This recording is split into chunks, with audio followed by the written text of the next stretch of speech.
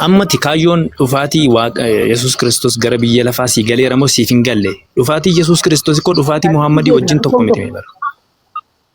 Deebina rakkoon qabu waa'ee tokko saa ta'u gargaarsa haa ta'u walitti deebina. Garuu akka Baaybiliitti Yesuus Kiristoos waaqa ni qaba moo hin qabu?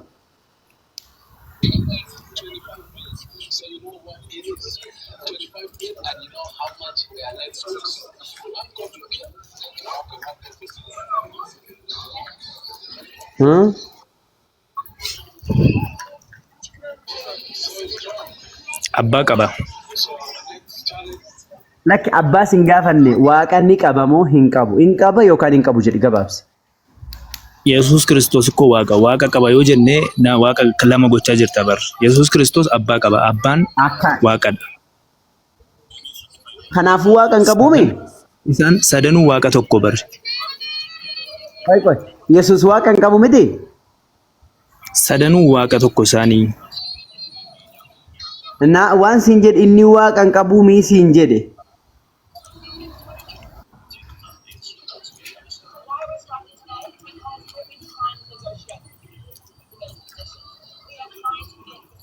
Halo? Dhagaan jiraam. Deebisuu hin dandeenye yoo hin dandeenye dhiisuu dandeessa rakkoon qabu kan hin danda'u jechuu dandeessa yoo hin dandeenye rakkoon qabu yookaan ammoo yoo deebisuu hin barbaanne illee hin barbaadu jedhi malee yeroo nu jedhaan gubini. Yesuus Kiristoos akka Baaybiliitti waaqa ni qaba moo hin qabu? Kaayyoo isaa beektaa? Yesuus Kiristoos kaayyoo inni biyya lafatti argame beektaa? Akka wayii si garsiisa qoy. Natti mi kaayyoo isaa? Qoy waan kaayyoo miti amma bakki jiru biroo bakki jiru. Akki jiru waa'ee kaayyootii miti. Hayyee maal jedhaa mul'ata Yohaannis boqonnaa 3 lakkoofsa 12 isa moo'u sana mana qulqullummaa Waaqayyo koo keessatti utubaa nan godhaa jedha. Mana qulqullummaa eenyu Waaqayyo kootii keessatti jedha. Isa eega ol ba'e illee Yesuus Kiristoos Waaqayyo akka waaqa isaa ta'a inni akka waaqa qabu dubbate. Dubbiin nu goomsita moo hin sibsiista bakka kan?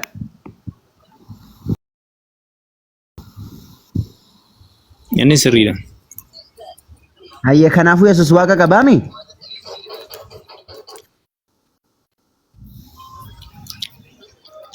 Waaqa abbaa isaa qabee.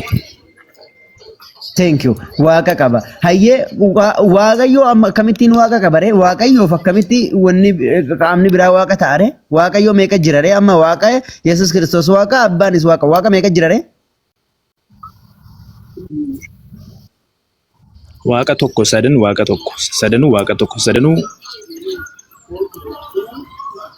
okay sadii jiraayyuu waan lama tokkoon kaayyoo tokkoon hojjetu. Okay sadii jiraayyuu Waaqayyo abbaa ilma afuura qulqulluu. Oh ilmillee waaqa afuurillee waaqa. Waaqa tokkotu jira dhaggeessee abbaa ilma afuura qulqulluu sadan waaqa tokko. Isa kana Quraana irraa sitti agarsiisuu nan danda'a. Shin garsiifta rakkoon qabuuti rakkoon qabu sanillee garsiifta waan sin jedhe kanaaf amma Waaqayyo sadii waaqessitanii ree? Quraana keessatti jechuudha. Rakkoon qabu shin dhanna Quraana keessatti Allaanii nama meeqadha? Yeroo takkamii mee fikru Allaan meeqa? Asfachi nuu taate gadhaabbadhu ka yeroo takka gadhaabbadhu Waaqayyo kanaafuu Waaqayyo sadii waaqessitanii isin.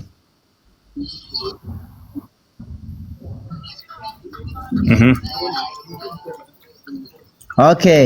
Isa kamiif sagaddaree ammaati? Isa abbaa moo ilma moo afuura qulqulluuf sagadda? Kamiif sagadda? Sadan waaqa tokko. Isaan sadaniif saganna. Sadan waaqa tokko. Tokkodha isaan. Okay. Sadan isaaniitiif sagadda? Yesuus Kiristoos ikkoo nama miti. Sagalee uffatee sagalee foon uffatee nama ta'e mul'atedha Yesuus Kiristoos. Mee itti deebina waan sagalee itti deebina. Ati amma Waaqayyo sadiif sagaddaa siin jedhe.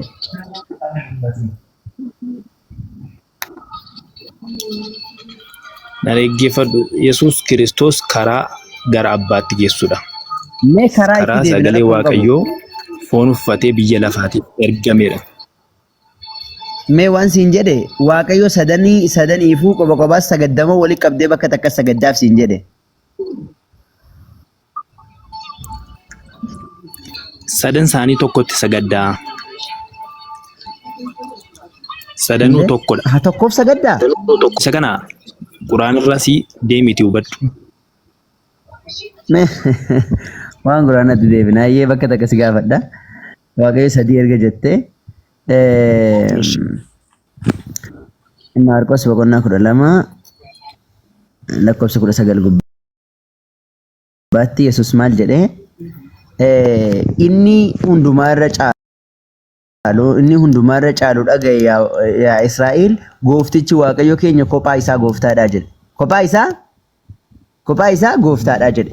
Gooftichi Waaqayyo keenya kophaa isaa kan gooftaa ta'e sun eenyu? Kaminni? Yesuus immoo abbaa moo ilma kan kophaa isaa gooftaa ta'e? Amma dhimee Yesuus kana siin galee kaayyoon isaa matiisi. Sagalee Waaqayyoo foon uffatee dhala namaatti mul'atedha kuni. Digaleera. Kophaa isaa gooftaa kan jedhame kun eenyu siin jedhe? Ilma moo hafuura qulqulluu moo abbaa? Kophaa isaa gooftaa kan jedhame kun kan Yesuus jedheen gooftaa keenya jedheen eenyu inni sun? Waaqayyo dhanni. Waaqayyo abbaadhaami? Yesuus karaa isaa nutti agarsiisuuf dhufe. Yesuus karaa isaa nutti agarsiisuuf dhufe. Thank you. Galatoom. Hayyee kophaa isaati moo waaqa biraa wajjin gooftaadha jedheen? Waaqa kan biraan hin jiru. Yesuus Waaqayyo qofaa isaa gooftaadha. Inni sun Yesuusiif illee gooftaadha moo gooftaa miti? Gooftaadha.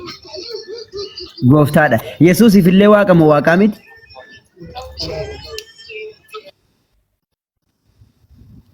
Amma kaayyoo Yesuus beektaati. Kaayyoo itti deebina rakkoon qabu. Yesuusiif illee waaqa moo waaqaa miti? Waaqayyo gooftaan keenya jedhee akka waaqa isaatii fi gooftaa isaallee ta'e gooftaa keenyaaf waaqa isaallee ta'edha kan inni dubbate. Yesuusiif illee waaqa, Yesuus illee gooftaadha. طيب Yesuus isa kanaan ni hoogganama moo hin hoogganamu?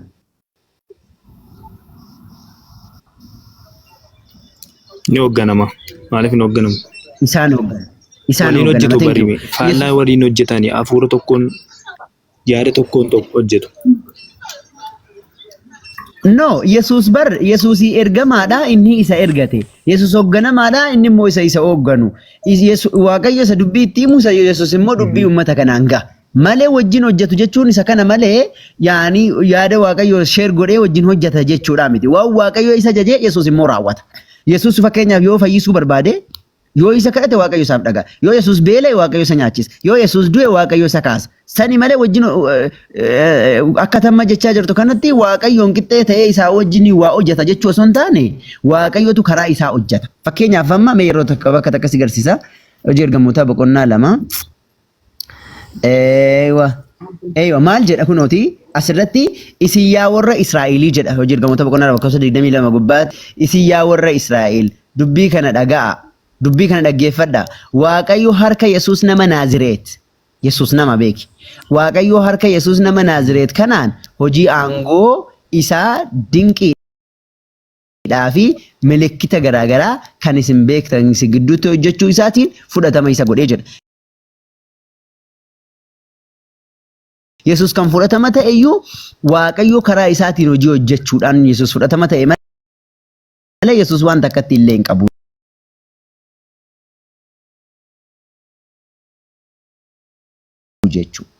Humna isaatiin waan takka godhuu akka hin dandeenye beektaa Yesuus.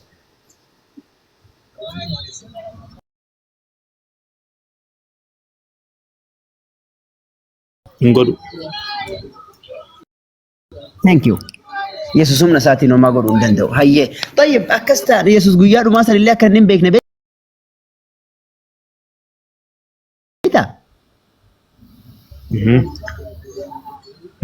Guyyaa dhumaa sanillee hin beekuumi? Ustaas Farhaan haasawa. Eeyyeen isaa guyyaa dhumaa abbaa kootu beekaan illee hin beeku jedheera. Yesuusichi hin be'e? Hin be'e Ustaas. Yoo jala jiraate wanti dha ragaa sanan kennaafi. Sayyi Farhaan. Akkam nagaa keetti tokko. Gaaffii qaba. Moosi darbu si deebisaa yeroo rakkoon qabu. Isin agarsiisee darbu moo annaa seenu jiru? Allaan meeqa? Ishal tokko na hawwisi. Al tokko. Ijoo isinitti agarsiisee darbu moo haaseenu mucaan? Jesuus jirta as jala? Yoo jiraate haasa'an yoo hin jirres isin conclusion gootanii darbuu gaariidha. Ayyee.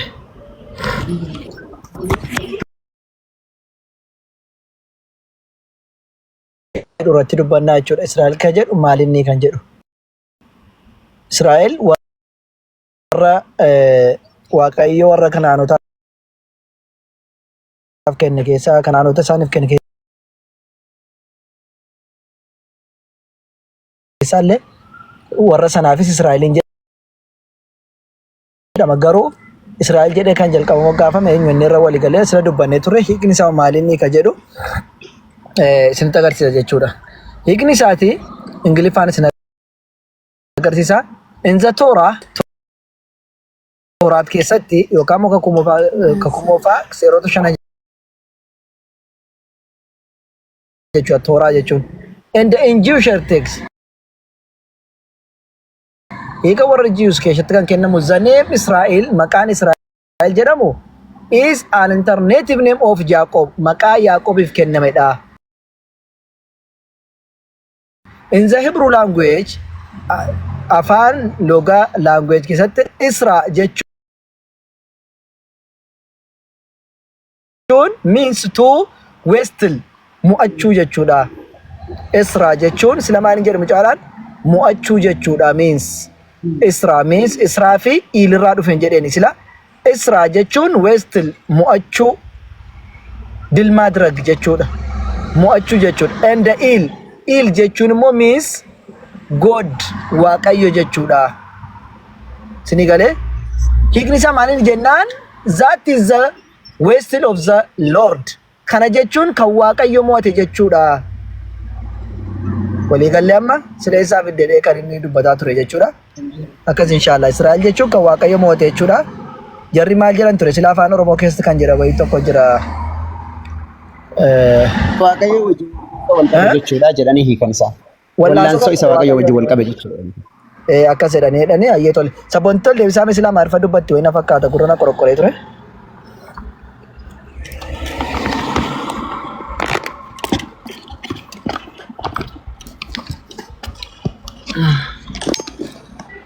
Ayyee. Abdi. Ustaazi. Al tokko saaza wanti barreessi gadi baa jedhime silkiitti naasaa jira al tokkoon koodeen. WhatsApp barreessif. Ayya. Biramin hayya. Namni bilbilaa fi direct yoo Ayya gadi baa jedhe. Eenyu Fiqru gaafadhu mucaan ammaatu jiraate garuu bareedaa turte ishee maarifaan hin deebisachaa turte. Fiqru gaafadhu.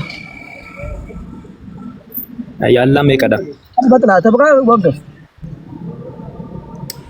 Maal jette? Allaan meeqadha? Allaan meeqadha? Allaan waylaahu quraan waahid. Allaan keessa Waaqayyo keessan tokkicha. Quraana jedhe. Eshi.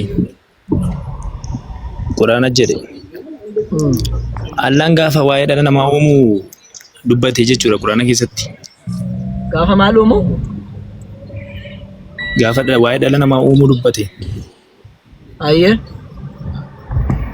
Isinin uume moo isin uumne jedhe. Waa'ee dhala namaa qofa osoo hin taane waanuma uumee fi waan hojjetan dattuu akkas jedhani. Eshi amma fakkeenyaaf namni tokko jechuudha. Ayyee. Waa'ee ofii isaatii ani jedhee dubbata miti ree. Ayyee qo'al tokko bari.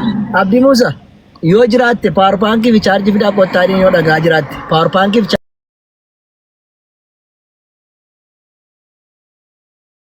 chaarjii ishee xiqqoo.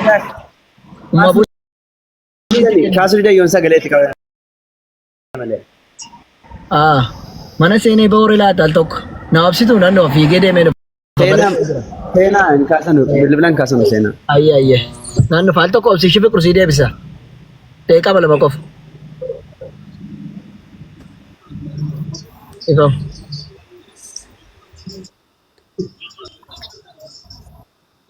Ayyi agasitti koppilinki godha jamaa agasaas deebi'anitti. Koppilinki godha. Abdiinisu. Naaf deebisi. No, ustaaza kiyya si deebisa rakkoon hin jiru. Isaantu si deebisa waan isaan qaban tintinaan jedhu. Ani barataadha yeroo isaan jirre haasa'a malee yeroo isaan jiranii miti kan haasa'u. akkasi beek inshallah beeknella agasi copy link ya jolle cufi mita cufi abalayan copy link godha undi keessan okay ay gaafii sila waaqa sadii waaqessitu jettu isa sila macaafa qulqulluu irraa dubbisaa turte sana abdii Muusaan dubbisaa turte sana waaqa sadii moo meeqa sagadduu minaam jechaa turte sana isarrattanii yaada sii kenna amma Firahaat deebutti la agasitti rakkoon jiru an isaa gidduudhaan waa'ee Yesuusii fi waa'ee hafuura qulqulluu waa'ee abbaa isa jedhu ayye waan siin jedhe ayye aga dubbadhu erga naan jetteeti eega dubbadhu naan jette isin waaqayyo tokko moo sadii waaqessita dubbadhu miti si dhaggeeffataan ture jala taa'ee waan ati dubbataa turte sana waan ati fikirii gaafataa turte sana isaafan waan ati dubbadhaa osoo hin taane ila waan siin jedhe eega dubbanna naan jette ani fati dubbachuu erga ta'e beeka gaafii kee dhaggeeffataan ture siin jedhe maa sodaattu akkas yeroo namni waa siditti dubbatu tasgabbaa'ii waaqayya tasgabbaa'ii mee yeroo takka eega dubbadhu naan jette waaqayyo sadii sodaata dhaggeeffataan ture gaafii kee gaafii gaafataa turte dhaggeeffataan ture bar lammataa haasa'uu sin barbaachisu bar gaafatamusi ammaa sodaadhare gurba maa sodaatan jedhini waan siin jedhe waaqayyo sadii moo tokko waaqessan siin jedhe deebise no callisiin hin jiru dhaggeeffadhu si dhaggeera qoricha wahii naa kanaaf rakkoon keessan namichi naa kutaa jirtu kan callisii madhu naan jettu iwwacin gurba waan siin jedhe wachuu bar nuu miti sini waaqayyo sadii moo tokko waaqessan gaafa namni dhugaa sirriitti jedhu bar seexanni ni jennee sun bar sinii jisiisa dhugaa maal qabdaa mitiiti waan si gaafa deebisi ka waaqayyo sadii moo tokkotti waaqessita kam waaqessa tokko moo sadii koo dhaggeeffadhu sii deebisa shitas gabbaa'e muut godhadhu shi dhaggeeffadhammaa ustaas deebi'anitti tokko waaqessina obboleessa koo waaqa sadii namni waaqessu tokkoon sun eenyu tokkoon sun eenyu waaqayyo jedhama dhaggeeffadhu waaqayyo kam abbaa moo ilma moo hafuura qulqulluudha waaqayyo isa waaqaaf lafa uume isa kana beekuuf immoo iyyuu Yesuus Kiristoos maal akka ta'e dura bari Yesuus Kiristoos koy gurba koy ifaana gaafa rakkina guddaa qabda sheer namatti gootu gaafa namni dhufee galu immoo dhugaa kana namatti wallahi takkuma sheerisitti godhan beeka wallahi sheer natti godhamee naan dhufe yan sheer natti godhamee Abdii Muusaa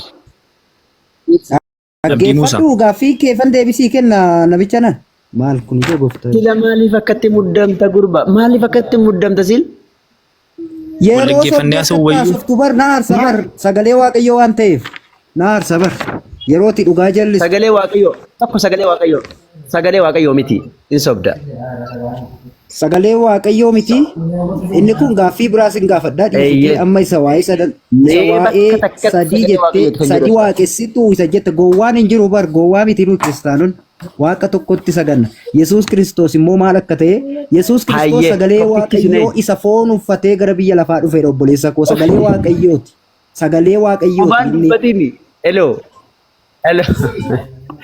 waaqayya ila wallaggeeffata haasofna qobaan dubbatini waaqayyo tokkicha yoo ta'e tokkichi sun eenyuu siin jedhe abbaa moo ilma moo hafuura qulqulluudha isa kami tokkichi sun isa si ibsuuf deemaan jira dhaggeeffadhu obsiitii ibsuu miti deebi ituma si ciniinuu dhaggeeffadhu si ciniina dhugaan kun si hin galu waan ta'eef ituma si ciniinuu ituma qaama kee si gubuu dhaggeeffadhu obsiitii maal obsituu obsituu ati ilma dhiiraa miti dubartoonni nu dhaggeeffatu kun kana jala maayyi taate akka dubartii dhaggeeffadhu